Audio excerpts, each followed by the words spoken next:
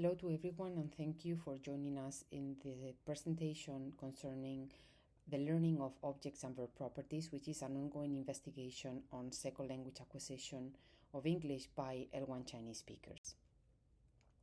The aim of our study is to address cross-linguistic influence in the domain of direct objects in the specific language pair Chinese-English, and in particular, we wanted to characterize potential cross-linguistic influence effects in the L2 English of L1 Chinese speakers, exploring this in terms of whether cross-linguistic influence is mediated by linguistic factors, in particular transitive verb type and transitive verb form, and by the L2 proficiency level these participants have in L2 English. With respect to transitivity, transitivity has been defined as a universal grammatical property by means of which a verb takes an internal direct object complement, which could take three potential representations. Overt, and this is an option that both Chinese and English have, as in the example in 1 corresponding to English. The second representation would be a null direct object with a plus generic reference, which again both languages exhibit, as in the example in 2. And finally, a third representation that is only available in Chinese, which is when we use a null direct object that has a minus generic reference. That's the ungrammaticality of the example in 3. In the case of English transitive verbs, which are the ones that are targeted in this investigation, transitive verbs in English have been classified in terms of verb types and verb forms. With respect to verb types, we distinguish pure transitive verbs, which always require their objects to be overt, and mixed transitive verbs, which may allow their objects to be null, depending on whether they have a plus generic reference. In the case of verb forms, English transitive verbs are defined in terms of whether we are dealing with a simple verb or rather with a phrasal verb. Cross-linguistic influence is a linguistic phenomenon that appears in language contact situations and that has been defined as the influence of the knowledge of one language on that of the other language during the process of acquisition. When it comes to second language acquisition, cross-linguistic influence typically exhibit a specific directionality from the L1 to the L2, and out of the two potential effects that cross-linguistic influence may have, positive or negative, in the case of second language acquisition, cross-linguistic influence typically has an interference effect, leading to more errors in the L2 production. For example, in the case of the language pair under consideration, English and Chinese, and in the case of the direct object, the pervasive availability of null direct objects in English may lead to these speakers to transfer this property into English, leading to more non-native-like production in the case of English. There have been previous studies that have analyzed direct objects in the L2 acquisition of L1 English speakers. In some cases, learning a non-object drop language, and in other cases, learning an object drop language. In both situations, what we see is that the level of accuracy is high when we are dealing with a similar configuration in the two languages of the bilingual, while null direct objects are more vulnerable when we are dealing with language pair, L1 English, L2 Chinese in this particular case, in which the two languages do not exhibit the same configuration. When it comes to the specific language pair under consideration today, L1 Chinese, L2 English, studies have been conducted using judgment data, and they have seen that participants detect quite well overt English direct objects, although they have a very high tolerance to null English direct objects, which are not listed in that language. However, the higher the performance, the higher the proficiency, the better the performance these speakers show in these previous studies. What we wonder, taking this as a point of departure, is whether the influence that L1 English plays into L2 English, the influence that L1 Chinese plays into L2 English, whether it will also happen not only in the case of judgment data, but also in the case of production data, and whether this influence is also going to be mediated by proficiency level. So based on what Raquel just told us, we asked the following research question. Does interfering cross-linguistic effects appear in the acquisition of L2 English, L1 Chinese speakers in the domain of direct objects? If they appear, which factors actually characterize these effects?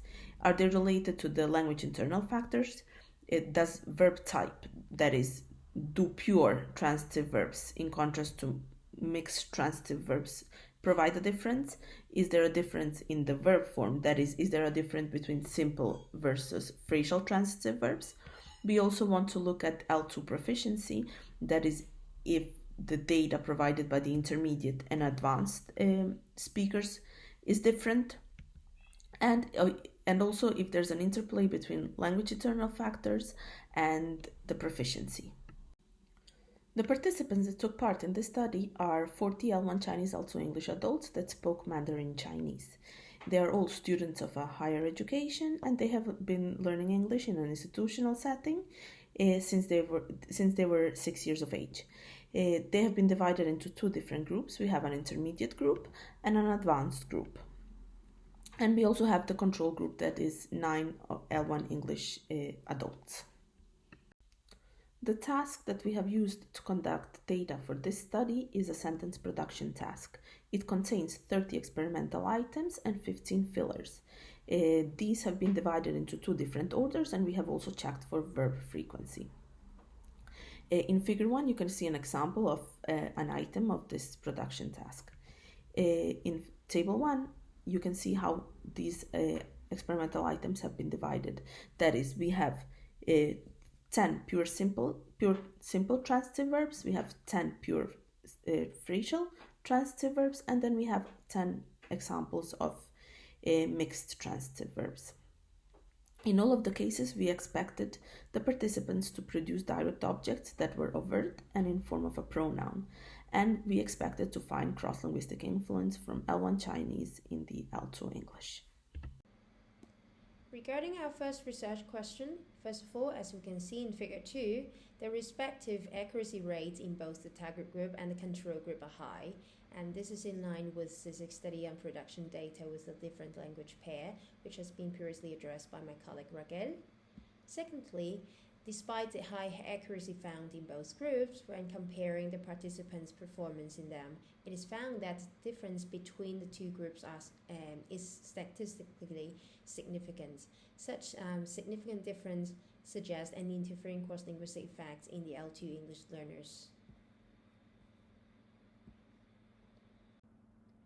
In terms of our second research question concerning factors that may characterize the interfering cross-linguistic effects, we have explored three factors, namely verb type, verb form, and the participants' L2 proficiency. Regarding verb type, when comparing the accuracy rates of pure transitive verbs and those of mixed transitive verbs, while no statistically significant difference is found in the native speakers' data, the difference between the two types of verbs in the L2 learners' data reaches statistical significance. Moreover, the L2 learners' accuracy rate of pure transitive verbs are comparable to those produced by the native speakers, while their accuracy rate of mixed transitive verbs are significantly lower than the figures produced by the native speakers. These results suggest that the consistent sentence structures of pure transitive verbs facilitates the L2 speakers' learning when compared to mixed transitive verbs.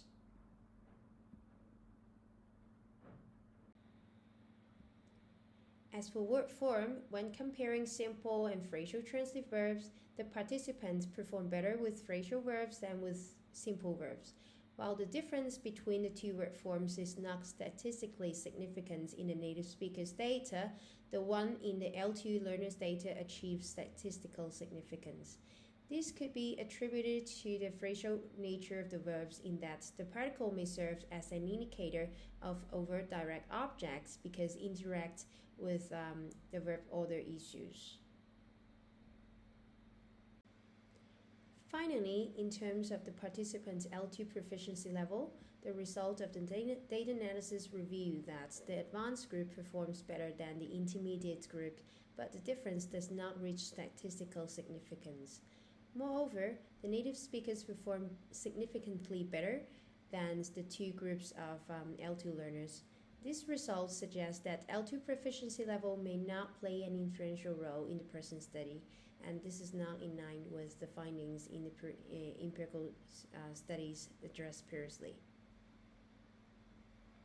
In conclusion, first, use high accuracy rate in task, though performance worse than that of the native speaker. Such difference suggests cross-linguistic influence with an interfering effect in the L1 Chinese speakers L2 English in the domain of direct objects. Among the factors that may contribute to the characterization of the interfering cross-linguistic influence, verb type and verb form appear to play influential roles in the participants' performance. On the other hand, in our study, L2 proficiency level does not appear to affect the learner's production of transitive structures. However, taking into consideration that the difference between the proficiency levels of the two groups of the participants is not wide in our study, we are going to continue to explore this issue in our further studies. We think that we may find significant differences in wider difference between the proficiency levels. For example, if you compare the beginner's performance with the advanced learner's performance. If significance appears, then it could mean that vulnerability is overcome soon, and then once the L2 speakers reach intermediate level, problems decrease but remain there. This could be an indication of a kind of fossilization, but more data needs to be collected to review this issue.